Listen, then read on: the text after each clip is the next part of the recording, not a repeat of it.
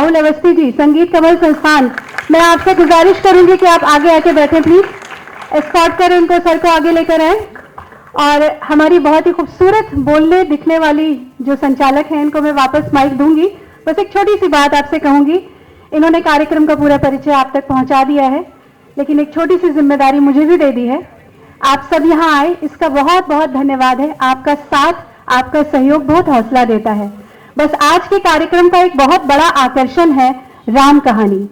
मैं आपसे गुजारिश करूंगी कथारंग की सचिव अनुपमा शरद कि आप उस कार्यक्रम तक अपना समय हमें जरूर दें। ये एक अलग प्रयोग है जो कथारंग ने किया है। राम की कथा को थोड़े थोड़े संगीत के साथ मिलाते हुए हम आगे बढ़े हैं। तो बस प्रार्थना है कि आप समय का थोड़ा सा सहयोग हमारे साथ करें और आपको जरूर आनंद आएगा। अब हमारी संचालक महोदय। धन्यवाद अनुपमा जी। ब्रह्म राम ते नाम बढ़ बरदानी, रामचरित तत्कोटिम लिय महेश जय जानी। जी हाँ, राम से बड़ा है राम का नाम।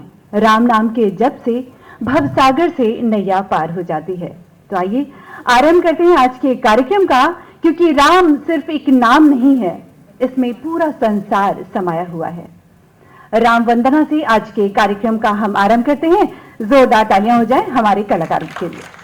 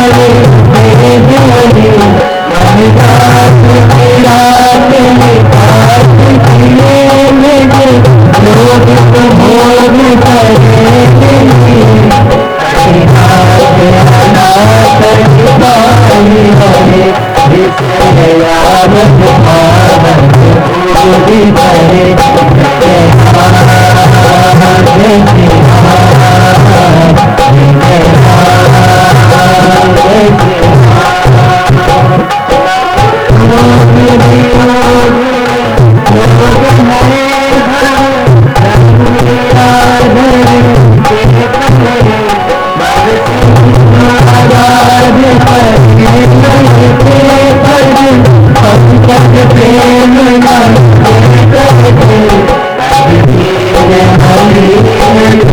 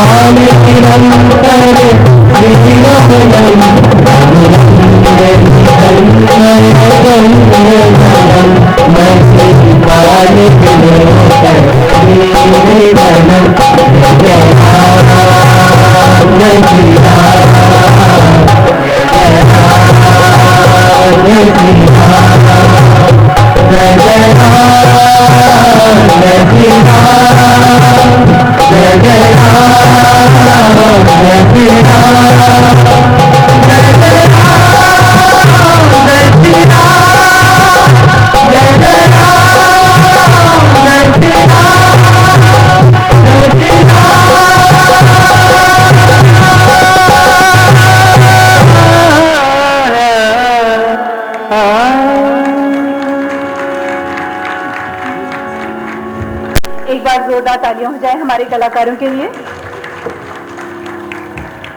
और जैसा कि अभी हमने आपको बताया कि किसी भी शुभ कार्य का आरंभ हम करते हैं राम की स्तुति से।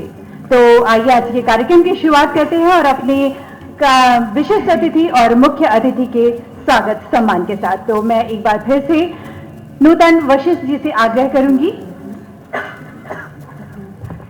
कृपया मुख्य अतिथि पद्मश्री डॉक्टर विद्याबिंदु सिंह जी का स्वागत सम्मान करें। और साथ ही मैं उपाध्यक्ष पुनीता अवस्थी जी से आग्रह करूंगी, कृपया आएं और विशिष्ट अतिथि भारतीय लोक गायिका पद्मश्री मालिनी अवस्थी जी का स्वागत सम्मान करें।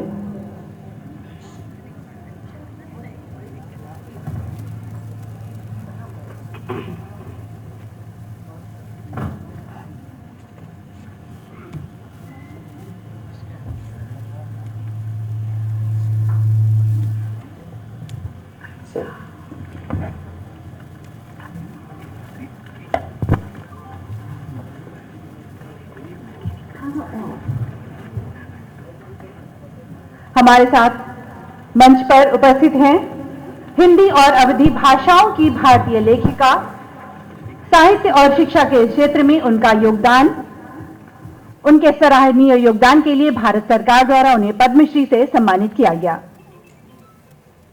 साथ ही भारतीय लोक गायिका पद्मश्री डॉक्टर मालिनी अवस्थी जी, आप अवधी, भोजपुरी, बुंदेली, ब्रज जैसी कई बोलियों पर अधिकार रखती हैं। दादरा, ठुमरी, कजरी, चैती में निपुण हैं। जोरदार तालियों के साथ स्वागत कीजिए।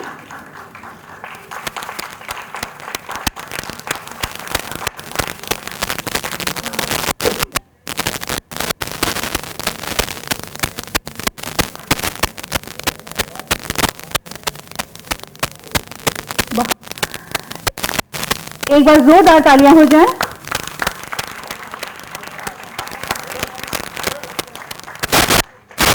बहुत ही खूबसूरत पौधा देकर नूतन वशिष्ठ जी और पुनीता अवस्थी जी हमारे विशिष्ट अतिथि, मुख्य अतिथि का स्वागत सम्मान करेंगी हैं।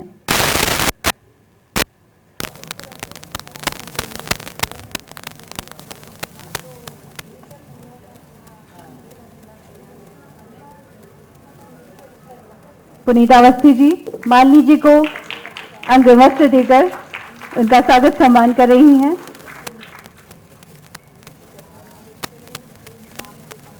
एक स्मृति चिन्ह,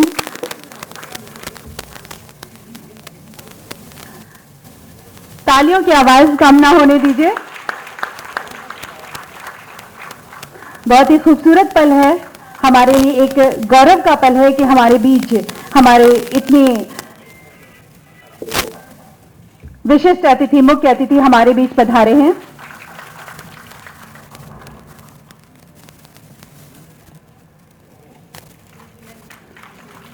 ये पल, ये क्षण हमारे कथा रंग फाउंडेशन को और एक नया आयाम दे, इसी प्रार्थना के साथ हम प्रभु श्री राम से प्रार्थना करते हैं कि अपनी कृपा हमारे कथा रंग फाउंडेशन पर हमेशा बनाए रखें।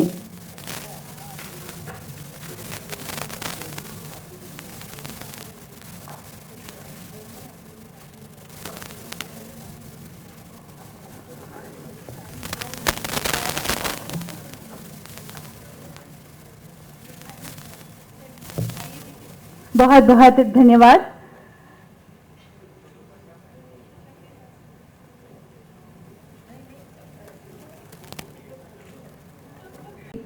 सक्रियता है और वो भी युवाओं को आगे बढ़ाने में अपना जो है योगदान दे रहे हैं, भूतपूर्व योगदान।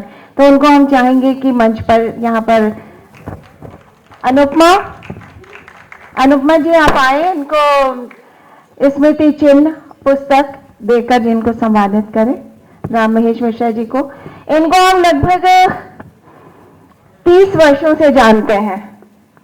राम महेश मिश्रा जी से मुलाकात हम लोगों की बहुत कम होती है, लेकिन फोन पे हम लोग बराबर इनके साथ में जुड़े रहते हैं और उतना ही स्नेह, उतना ही प्यार, इनका बराबर आशीर्वाद मिलता रहता है।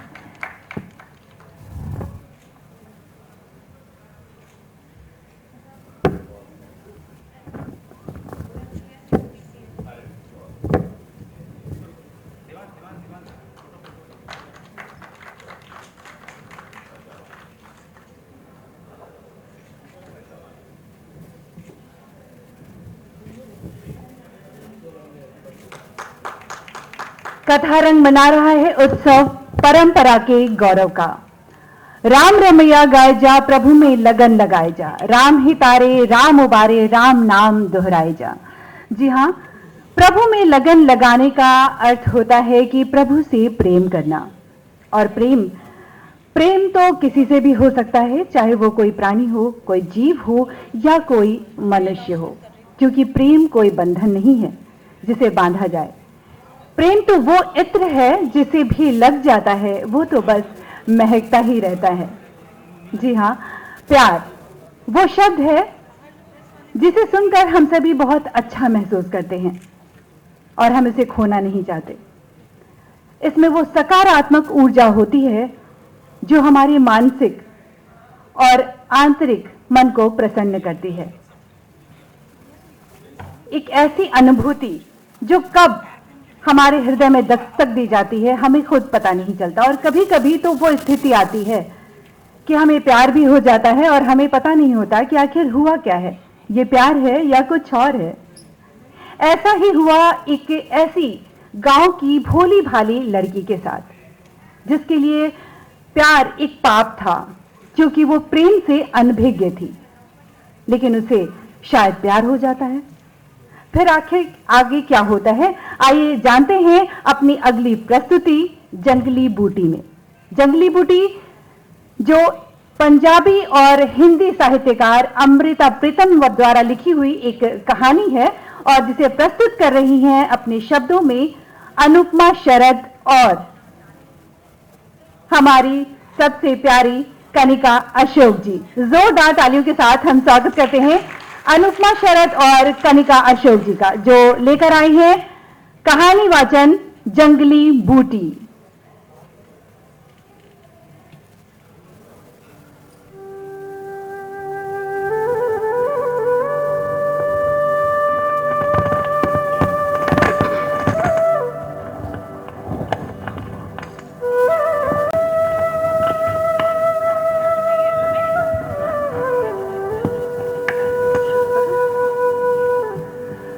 अंगूरी मेरे पड़ोसियों के पड़ोसियों के पड़ोसियों के घर उनके बड़े ही पुराने नौकर की बिल्कुल नई बीवी है।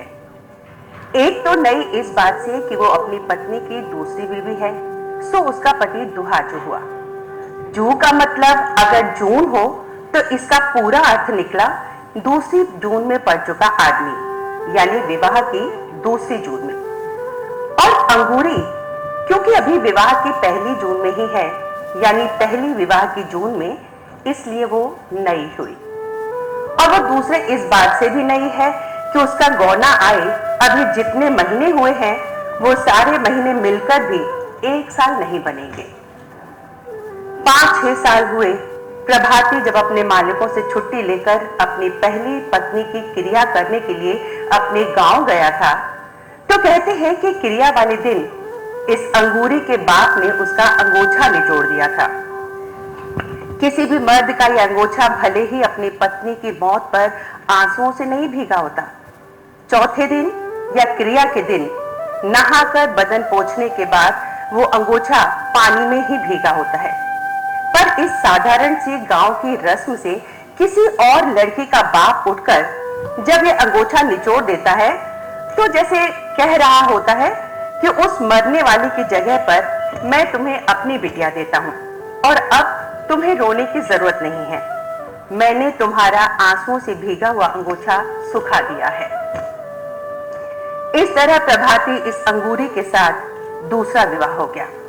पर एक तो अंगूरी अभी आयु की बहुत छोटी थी और दूसरे अंगूरी की मां गठिया के रोग से जुड़ी हुई थी, इसलिए गौने की बात 5 सालों पर आकर पड़ी। फिर एक एक करके 5 साल भी निकल गए और इस साल जब प्रभाती अपने मालिकों से छुट्टी लेकर गांव गौना लेने गया था, तो अपने मालिकों को पहले ही कह गया था कि या तो वो अपनी बहू को साथ लाएगा और अपने साथ शहर में रखेगा या फिर वो गांव से ही नहीं लौटेगा। मालिक पहले तो दलील करने लगे कि एक प्रभाती की जगह अपनी रसोई से वो 2 जनों की रोटी नहीं देना चाहते। पर जब प्रभाती ने ये बात कह दी कि वो कोठरी के पीछे वाली कच्ची जगह को पोतकर अपना अलग चूल्हा बनाएगी, पकाएगी और खाएगी, तो उसके मालिक के बात मान गए थे। सो अंगूरी शहर आ गई थी। चाहे अंगूरी ने शहर आकर कुछ दिन मोहल्ले के मर्दों से तो क्या, औरतों से भी घूंघट न उठाया था, पर फिर धीरे धीरे उसका घूंघट झीना हो गया। वो पैरों में चांदी की झांझरें पहनकर छनक छनक करती मोहल्ले की रौनक बन गई थी। एक झांझर उसके पांव में पहनी होती थी एक उसकी हंसी में। चाहे वो दिन का अधिकतर हिस्सा अपनी कोठरी में ही रहती थी, पर जब भी बाहर निकलती तो एक रौनक उसके पांव के साथ साथ चलती थी। मैंने पूछा, ये क्या पहना है अंगूरी? ये मेरे पैरों की छैल चूड़ी है बीबी जी। और ये उंगलियों में? ये तो बिछुआ है। अच्छा, और ये बाहों में? अरे बीबी जी, कुछ नहीं जानते आप, इसको पछेला बोलते हैं, पछेला। अच्छा, और ये माथे पे क्या है? ये तो आलीबंद है, आलीबंद कहते हैं इसको। और आज तुमने कमर में कुछ नहीं पहना? हाँ, पगड़ी ना बहुत भारी लगती है, कल को पहनूंगी। अच्छा। हाँ बीबी जी, आज तो मैंने टॉक भी नहीं पहना। क्यों? उसका ना टाका टूट गया है। कल शहर में जाऊंगी, टाका भी गड़ाऊंगी और ना नाक की कील दिलाऊंगी मैं। पता है बीबी जी, मेरी नाक को ना नक्शा भी था, इतना बड़ा। अच्छा, मेरी सास ने दिया ही नहीं। और इस तरह अंगूरी अपनी चांदी के गहने एक मड़क से पहनती, एक मड़क से दिखाती थी। पीछे जब मौसम फिरा था, अंगूरी का अपनी छोटी कोठरी में दम घुटने लगा था। वो बहुत बार मेरे घर के सामने आकर बैठती थी। मेरे घर के आगे नीम के बड़े बड़े पेड़ थे और इन पेड़ों के पास जरा ऊंची जगह पर एक पुराना कुआं है। चाहे मोहल्ले का कोई आदमी इस कुएं से पानी नहीं भरता, पर इसके पार एक सरकारी सड़क बन रही है और उस सड़क के मजदूर कई बार इस कुएं को चला लेते हैं, जिससे कुएं के इर्द गिर्द पानी रहता है और ये जगह बड़ी ठंडी होती है। एक दिन जब अंगूरी आई, मैं नीम के पेड़ों के नीचे बैठकर एक किताब पढ़ रही थी। उसने पूछा, बीबी जी, हाँ क्या पढ़ती हो? तुम पढ़ोगी? मेरे को तो पढ़ना ही नहीं आता। तो सीख लो ना। क्यों?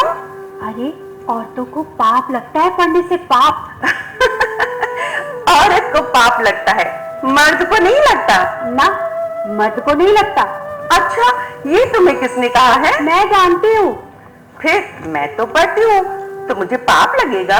अरे नहीं नहीं बीबी जी, शहर की औरत को पाप नहीं लगता, गांव की औरत को पाप लगता है।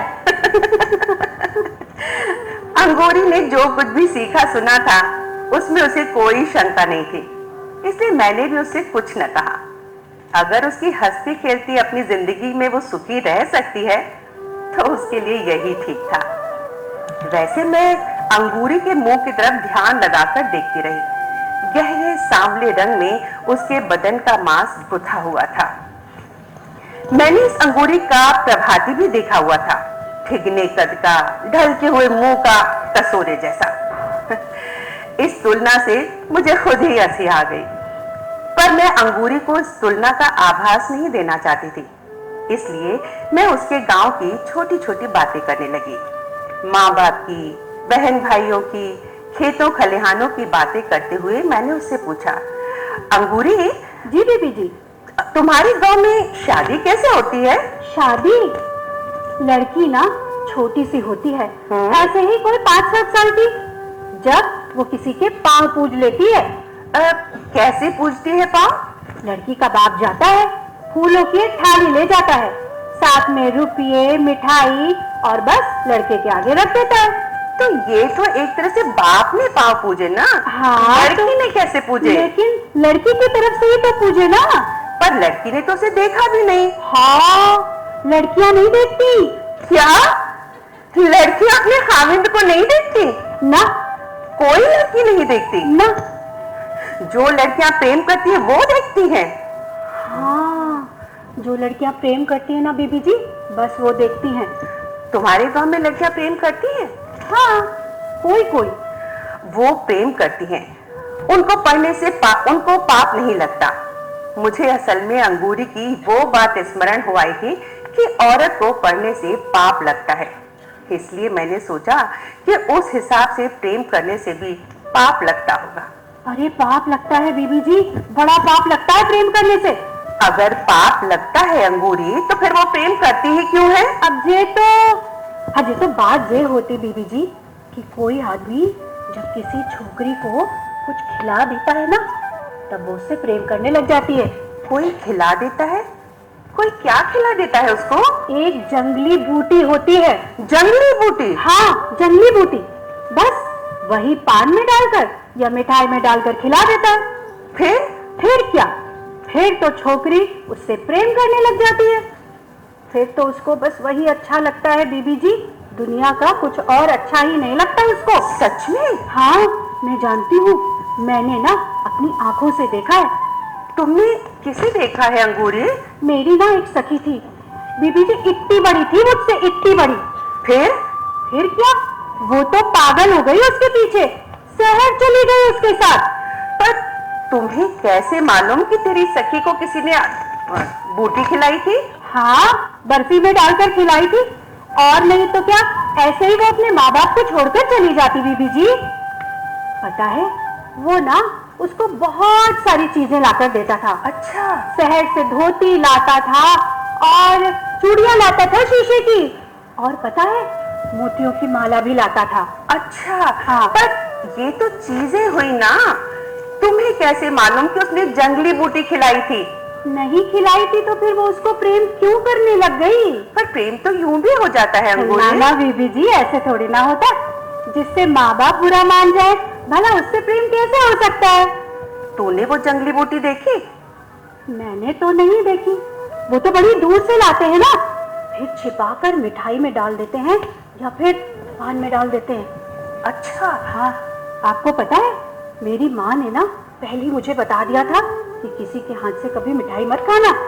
ये तो तूने बहुत अच्छा किया अंगूरी, तूने किसी के हाथ से मिठाई नहीं खाई।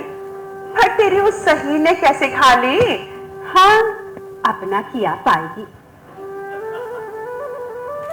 पर पता है, बावरी हो गई थी बेचारी, बालों में कंघी भी नहीं लगाती थी। बीबी जी रात को उठ कर पता नहीं क्या क्या गाने लगती थी। क्या गाती थी? पता नहीं क्या गाती थी। आपको पता है, जो बूटी खा लेती है ना, बहुत गाती है, बहुत गाती है, रोती भी बहुत है। बात गाने से रोने पर आ पहुंची थी, इसलिए मैंने अंगूरी से कुछ और न पूछा। और अब थोड़े दिनों की ही बात है, एक दिन अंगूरी नीम के पेड़ के नीचे चुपचाप मेरे पास आकर खड़ी हुई। पहले जब अंगूरी आया करती थी तो छन छन करती 20 गज दूर से ही उसके आने की आवाज सुनाई दे जाती थी। पर आज उसके पैरों की झांझरें पता नहीं कहां खोई हुई थी। मैंने किताब से सिर उठाया और पूछा, क्या बात है अंगूरी? अंगूरी पहले कितनी ही देर मेरी ओर देखती रही, फिर धीरे से कहने लगी, बीबी जी, हाँ मुझे पढ़ना सिखा दो। क्या हुआ अंगूरी? ना बस आप ना मुझे मेरा नाम लिखना सिखा दो, बस। किसी को खत लिखोगी? अंगूरी ने उत्तर न दिया, एकटक मेरे मुंह की ओर देखती रही। मैंने फिर पूछा, पाप नहीं लगेगा पढ़ने से?